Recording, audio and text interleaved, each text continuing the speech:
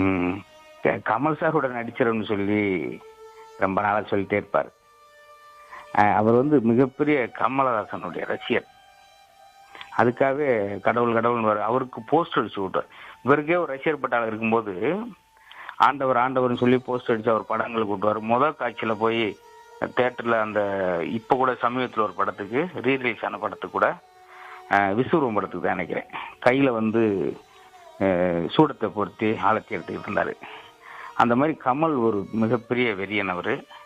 எப்ப நாங்க 20 வருஷம் முன்னாடி மேடையில பேசும்போது அந்த வாய்ஸ் எடுப்பார் பாத்தீங்களா, அப்ப இருந்தே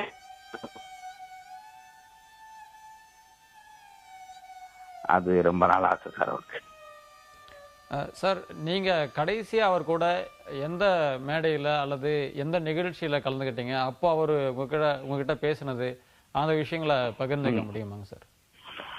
இப்ப தருமபுரியில ஒரு நிகழ்ச்சிக்கு போயிருந்தோம், ஒரு தொலைக்காட்சி நிகழ்ச்சிக்காக. அப்ப கடைசியா பேசினது என் மனசு விட்டு சொல்ல, இப்படி இப்படி முத்து அப்படி இருக்கு அப்படின்னு.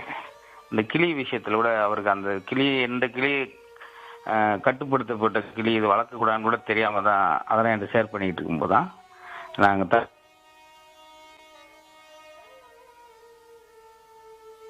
கலக்கு பேர் அசுத்த பேர் பேசும். ஒவ்வொரு ஆளையும் கேட்பாரு அவர் என்ன செய்யறாருன்னு, அவர் மாதிரி நடிச்சு காமிப்பாரு. எல்லாரையும் அந்த ஊருக்கு போனால் அவங்கள பார்க்கன்னு ஆசைப்படுவார். இப்போ கோபிச்செட்டிப்பாளையம் போனால் அங்கே உள்ள, அதே போல் கோயம்புத்தூர் போனால் அவங்க வீட்டுக்கு போயிட்டு வருவோம், அவர் பார்க்கணும் அப்படின்னு ஆசைப்படுவார்.